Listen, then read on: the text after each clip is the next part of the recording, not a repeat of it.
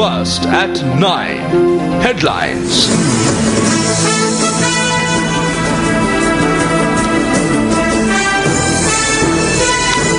Good evening and welcome. You're with Newsfirst, your number one news provider. On to our headlines. Parliament adjourned until the 18th of February following a tense debate on electricity. No nation will be allowed to use human rights as a weapon. A bold statement from Minister of External Affairs, Professor G.L. Pires. Election law violations by candidates on the rise. 2,500 acres of paddy fields affected as a result of water leak at the Moravava Reservoir. First ever live news broadcast from Adams Peak. Another novel initiative by Newsfirst. For details of these stories and much more, we now cross over to Nadeem and Sonali. Well, thank you very much, Shamir Russell-Dean. As always, it's a pleasure having you grace our TV screens. I'm Nadeem Majid. Joining me in the studio tonight is Sonali. Thank you, Nadeem. Well, we start off with a look at tonight's top story. Starting off tonight's news, Parliament was adjourned today until the 18th of this month, with the adjournment debate on the energy crisis not being taken up. Certain opposition MPs had staged a demonstration instead of presenting the adjournment motion. Deputy Speaker Chandima Virakodi decided to adjourn Parliament as opposition MPs had disregarded a request to present the adjournment motion. Meanwhile, MP Sujiva Senasinghe raised a question in Parliament today on whether the Ceylon Electricity Board had reached long-term agreements to purchase electricity from private thermal power stations, disregarding the decisions of the Cabinet and the Treasury. Now, Minister of Power and Energy Pavitra Wanniyarachchi responded. The CEB has not struck any agreements as per their prerogative in violation of instructions issued by the Cabinet of Ministers and the Treasury.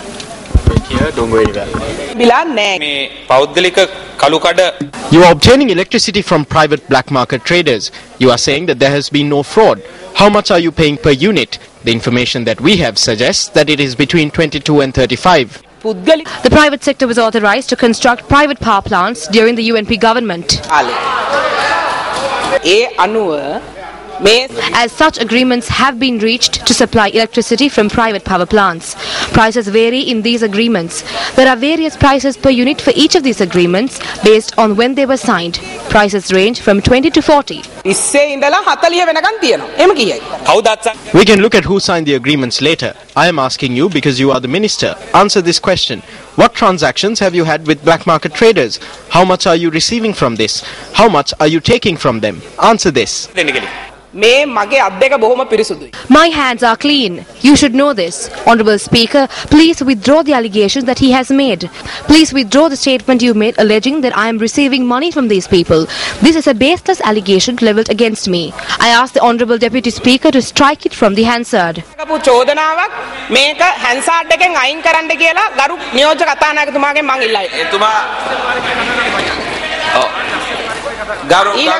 Honourable Minister, he is saying that he did not say that you were taking money. Also in news from the House of Legislation, Minister of External Affairs Professor G.L. Pires said in Parliament today that Sri Lanka will not allow any nation to use human rights as a weapon. The minister made this statement in response to questions posed to him by UNP parliamentarian Sajith Premadasa.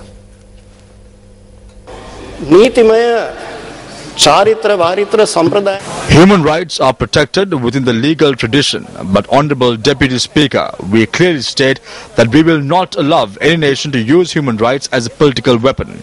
That is wrong. When implementing human rights, all nations must be considered equally without disparity.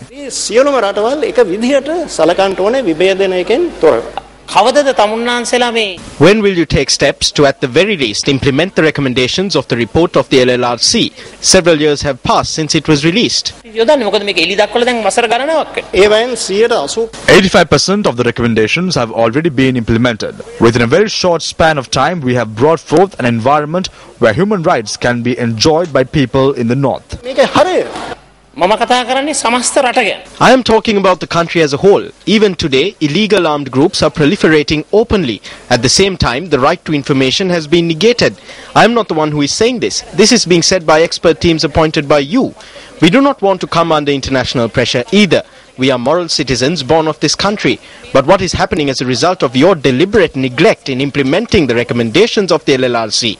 What you have done is open the door for various countries to meddle in the internal affairs of our country. එක එක රටවල් වලට අපේ රටේ අභ්‍යන්තර කටයුතු වලට ඇඟිලි ගහන්නට දොරටු විවරණය කරන එකයි ඔබතුමන්ලා කරන්නේ. ගරු නියෝජ්‍ය කතාන. Honorable Deputy Speaker, I completely reject that allegation. There are no armed groups in the country today. The Honorable Member is speaking about the right to information. There has never been such an act in the history of our country. So what you are saying is that there hasn't been freedom under any government that governed this country.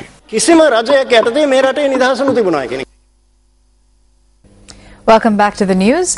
The new bell tower, Dolos Mahepana and Koppara Pahana at the Sri Pada Viharaya at Adams Peak were declared open today. The ceremony was held under the auspices of Defence Secretary Gotabaya Rajapaksa.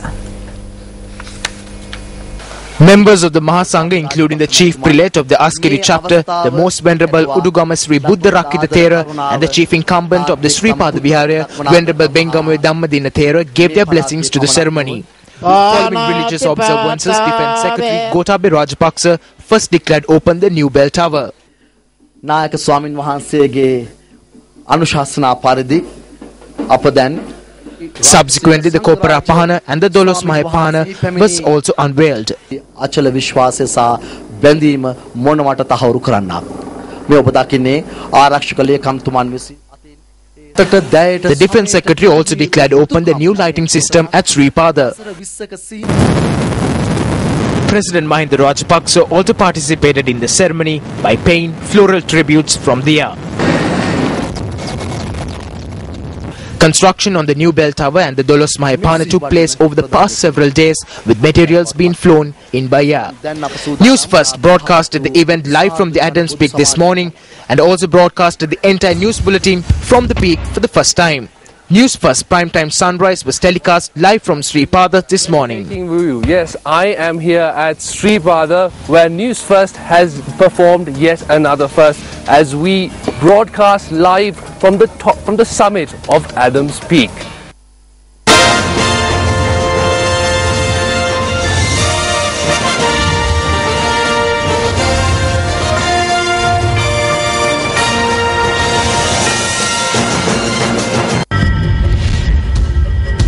ඔරෙන් ඇවිල්ලා poster ගාලා ගාන්න නැති තැන් වල ඔක්කොම ගාලා යනවා. Poster ගන්න නැතුව වෙන ඕනම විදියකට කරුවා නම් ප්‍රශ්නයක් නැහැ. පරිසරය විනාශ කරන්නේ නැතුව. ඕක හැටිනේ ඉතින් මේ යන විදිය අපි ඕක තේරුම්කම් තියෙන්නේ. නීතියක් තියෙන රටේ නීතියට හැමෝම කටයුතු කරනවා නම් හොඳයි. ඡන්ද අපේක්ෂකයෝ නිවැරදි ලෙස ක්‍රියා කළ යුතුයි මහ ජනතාවට කරදරයක් නොවන ආකාරයට. Now, what you just heard was some of the views expressed by the public with regard to the propaganda activity for the upcoming Western and Southern Provincial Council elections. Newsfirst made inquiries into election law violations ahead of the Provincial Council polls. Sri Lanka is a representative democracy. Elections are a primary sign of representative democracy. What are the basic rules and regulations that candidates must adhere to during an election? The supreme power in the country is determined on three factors. One is universal franchise. In order to protect this, candidates must allow people to exercise their franchise and express their independent opinions and their wishes. They should stop engaging in various activity and engage in this task. What must candidates not do at all? They cannot go on processions and pereharas at this time. Flags can only be displayed on vehicles carrying the candidate. Election symbols and names cannot be painted on roads. Public announcement systems cannot be used except in the case of authorized gatherings. We have seen election laws being flouted openly. Are the police not taking action regarding this? We are definitely taking action. If anyone thinks that enforcing election laws is the sole responsibility of the police and are attempting to evade their responsibility by dumping it on the police, it is a myth. If election laws are violated, what punishments can be meted out? A fine and imprisonment. In addition, the Elections Commission has decided not to grant them certain privileges that candidates are due. Although the police have the power to remove unauthorized propaganda materials such as posters and banners, provisions for the same must be made by the Election Secretariat. The police took steps today to remove unauthorized propaganda material from several areas in the southern province today. However, our camera captured discrepancies in the enforcement of these laws. Several incidents where officers of the law were obstructed from carrying out their duty were also reported. Police headquarters say that UPFA Southern Provincial Council candidate Ajit Prasanna, who had travelled in a vehicle violating election laws, had proceeded to obstruct a police officer in Gaul from carrying out his duty. Issuing a communique, police headquarters said that steps will be taken against the candidate, adding that the Elections Commissioner has also been informed on the matter. Meanwhile, police took steps yesterday to remove UPFA Southern Provincial Council candidate Anarkali Akarsha from the premises of the Mathura District Secretariat as she had entered the premises in violation of election laws.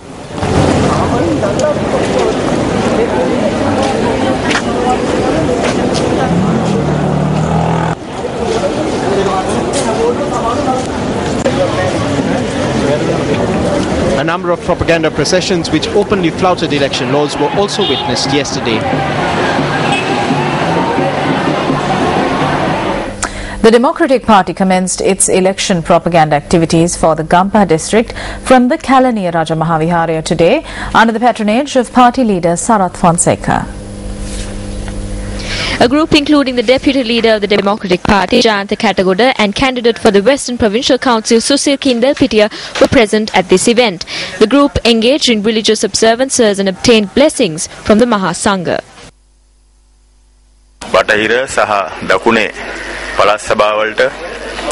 The Democratic Party is commencing its propaganda activities for the elections from this area today. We have a large public support for this election. We have a request from the people. We have put forward two strong groups for the South and West. They are good persons. We arrived at the Vihara today so that they can obtain blessings. We are going across the island with these blessings. We will win. We will definitely win.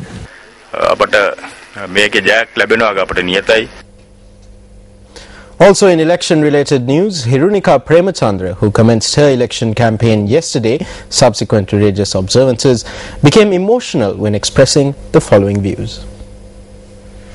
When Pirith was being chanted, my eyes filled with tears because I knew that the Mahasangha that my father loved so much, like he loved me, is with us here. After the passing of my father, my mother acted as both father and mother. So I wish to thank my mother and all my relatives for everything. To me, my father is still alive. When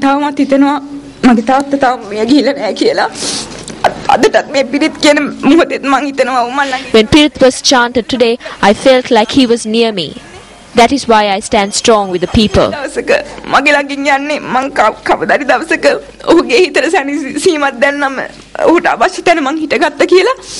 I know he is with me now. I'm thankful to all and may my father rest in peace.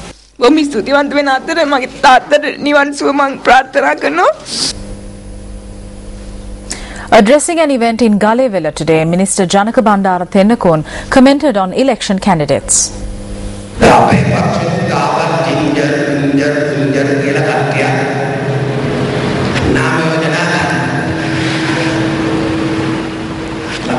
Various persons requested nominations from us. We refused. Why? Because we need to give the opportunity to those who made sacrifices for the party. Just because you act in a teledrama, you cannot engage in politics. We selected some intelligent females. The United National Party put forward a female.